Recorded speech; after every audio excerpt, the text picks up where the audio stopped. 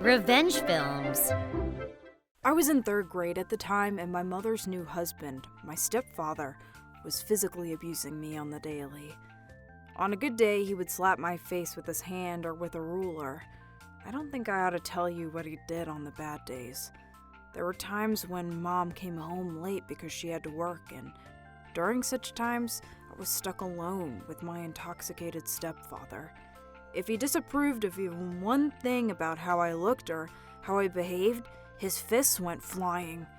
I was totally stuck, because on one hand, I was scared of what he would do if I told Mom, and on the other hand, the painful abuse persisted every time I came home. I remember I would hide my bag in the backyard of a nearby uninhabited house and just roam around the vicinity of my home until Mom got home. On this particular day, it was getting late, as usual, and fewer people could be seen out on the streets. A gentleman approached me and asked, "What are you doing out here at this hour, young man? Are you lost or something?"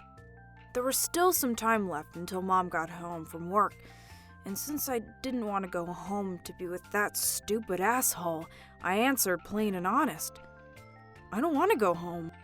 That's when the man suggested, "How about you come over to my place? It's dangerous for a young kid like you to be out here all alone in the dark." In retrospect, the way he asked alone was enough to make anyone mature enough really suspect, but in that moment, I was feeling kinda insecure and I thought I could distinguish some kindness in the man's words, so I nodded my head. When we arrived, he told me to have a bath and get warm and comfortable. Because I didn't have a change of underwear or any clothes at all, I answered saying that I'm okay, but he retorted, "Just get in the bath." He sounded somewhat aggressive, and I had no choice but to do as I was told. After coming out of the bath, I heard him talking on the phone in the living room. I didn't overhear every single word he said, but one thing I did hear burned into my mind. "I got the kid. If we call his parents, we could get a ransom, and we'll be rich!" And suddenly, it made me scared shitless. Right as I heard that, a single word, wrought with dangerous evil, bubbled to the surface of my conscious mind. Kidnappers. I thought about quickly finding a way to escape, but the man's apartment was small, and I couldn't make a clean getaway without him seeing me all the while. I finally understood the severity of the situation I was in, and I felt my heart beat even faster, ever stronger. At that moment, the door to the apartment made a clicking sound, and someone pushed the door and came inside. As the man and I looked towards the direction of the door, there stood another man who looked about the same age as him. "Thanks for coming, bro." "So, this is the brat you were talking about over the phone. Doesn't look like he comes from a rich family, though, am I right, man?" The second man was eyeing me like I was an expensive sports car. That's when my suspicions were confirmed. They lured me here for the purpose to demand ransom from my family in exchange for my return. Not too long thereafter, the first man said, "Come on, we're gonna go to your house now." And I was pushed into the back of a car. As I listened to their conversation, I had no idea why we had to go to my house, since this was a legitimate kidnapping, but my young imagination just knew it had something to do with money. I came to the conclusion that I wasn't going to let them take me back to my house so that they could just commit more crimes. The second man asked me directions where I lived, and poor little me, thinking I had to do whatever I could to prevent them from ever reaching my house, began to say random directions. However, that eventually led into driving into circles, and they soon got suspicious of my behavior. "Hey, yo! You don't think this one has an idea of what we're doing with him exactly, do you? What are you, stupid? There's no way a child could understand such things. We're still going in a circle now, aren't we?" "Hey, back there! You better be right about where we're going to your house, buddy! You're gonna regret it if you're pulling our legs here!" Slightly intimidated by the death stare he'd given me, I blurted, "All the roads look the same to me at night. I don't know, it's very close. To a 7-Eleven? Is there a 7-Eleven somewhere close?" That was the truth, by the way. My house was pretty close to a convenience store. But you're probably wondering why I actually told them the truth this time. The reason was simple. In the parking lot of the aforementioned convenience store, motorcycle gangs often lingered there for long periods of time. Although the guys were all members of a crime gang, they were really friendly towards children, and they even said to me all alone on a chilly evening one day, Hey, buddy, it's effing chilly outside, ain't it? Eat this up and get that strong body of yours warm and wriggling, yeah? and they always gave me hot sandwiches and juice boxes. If destiny allowed them to be there tonight, I thought I'd be saved. As the car pulled into the convenience store parking lot, there were gang members just as I'd hoped. They were smoking, drinking cocktails, and eating junk food as usual. But there weren't as many today, and that made me a little worried. The first man said, Brett really does understand what's going on, yo! He was just trying to get help by sticking his head out of the window and waving his arms. Eh? What the frick? Hey, buddy! What the hell do you think you're doing? I wasn't calling for help. There are these guys who are my friends, and I was excited to see them. Yeah, I don't trust that. We're turning back, alright? I felt hopeless. The car made its way back where it came from, toward a mountain of darkness. What should I do? I don't want to die. But then the first man said, Eh? Frick is that over there? Tell me you see it too. I took a look at the car behind me. I could see a few motorcycles tailing the car. Those are the cool motorcycle guys! I was so happy there were signals for help and they made their way to them. The hell are those pricks doing? Get the hell away from us, goddammit! Looks like they're actually following us, dude. Hey, yo, what the frick? Hey, so you really were sending signals for help back at the store now, weren't you? No, I didn't do anything. Then why the goddamn frick are they following us? As time passed, the 3 motorcycles were joined by a couple more and followed the car at a constant speed.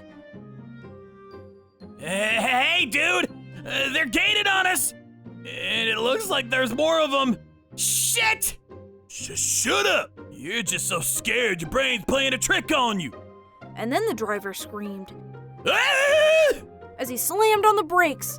Before us were 4 more motorcycles, and it looked like they had gone ahead of us to meet us right here. Who the hell are these guys? As the 2 men argued about what to do, both scared out of their mind, one of the gang members made a tap tap tap on the driver's window. The guy who did was none other than the leader of the gang, the same guy who was always nice to me every time I'd meet him at the convenience store. What are you blokes doing? Well, we were just going on a drive. Uh-huh. Mind explaining to me why the frick you're driving into a mountain at this ungodly hour? We are... My cousin's kid just won't shut up about wanting to see the mountains at night. Yeah, alright. Do you want to see the mountain at night, buddy? And then I screamed as loud as my lungs could. Nope! These stupid heads kidnapped me because they wanted lots of money to get rich and buy a better house than the small, dirty one they have right now. The 2 men glared at me as if to say, shut the hell up or we're gonna kill you. But the gang leader said, Hey, yo, just what do you think you're doing, scaring the homie like that? At that, all the gang members got off their motorcycles and swarmed around the car, trapping the 2 men. Get the boy out of this frickin' shithouse! They started beating the crap out of the car. Aye! We'll let him go! We're letting him go! Someone please help us! They unlocked the door and I jumped outside. The leader himself brought me away from the men and said, You're alright now, buddy. You did the right thing signaling us.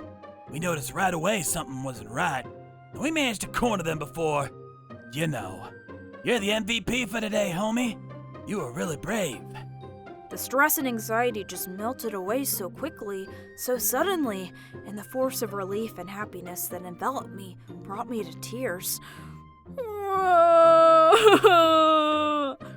The leader kindly pat my head, just like a big brother would, until I stopped crying. Another gang member contacted the police, and the 2 who perpetrated a kidnapping were quickly apprehended. Apparently, Mom was worried sick about my absence and called them numerous times. My son hasn't come home yet. I reunited with her immediately after I was released from the care of the police. Mom just completely broke down when she saw my face, safe and sound, and her sobs were so loud in my ears she nearly choked me to death with a hug. Thank God you're safe, honey. And then the leader said, You're his mother, right? How about you pay more attention to your child, eh? buddy here's been going around the neighborhood every night because he never want to go back home to that asshole husband of yours. Beating the shit out of an innocent kid like him. I ought to give him a good beating myself, for real, for real. Mom was shocked when she heard what he said. She asked me if it was true, and I went on telling her everything about my stepfather and what he was doing to me. Later that night, she kicked the bastard out of the house, into the custody of the police, without any hesitation whatsoever. The hell do you think you're doing? I think you stole my line. How dare you use your dirty hand on my son? I'll never forgive you. Consider our marriage done, and be prepared for the demands I'm gonna make upon your sorry ass. And then she said, I'm so sorry, honey. I'm so sorry for not noticing anything. Everything's gonna be all right now. That bad man's not coming home ever again. She was crying in apology, and one has to consider this. Upon weighing her husband with her child, the fact that it literally took a couple microseconds for her to choose me over the bad man made me so happy. After I was saved by the gang leader, I somewhat became a celebrity of sorts within the gang, and they started talking to me a lot more. Felt strangely embarrassing, but it was also really nice. The leader would say, Hey, buddy, you're looking brighter than the sun today. Holy shit! I am, all thanks to you, big bro. Later on, I moved houses after Mom found a casual job that provided accommodation too. But that gang leader was like an older brother to me. Add the fact that he saved my life, and that pretty much guarantees my respect for all eternity. To this day, he resides in my heart as a role model of leadership, of kindness, and always lending a helping hand to those who need it most. How was today's video? If you enjoyed it, please subscribe, like, and leave a comment. Stay tuned for more.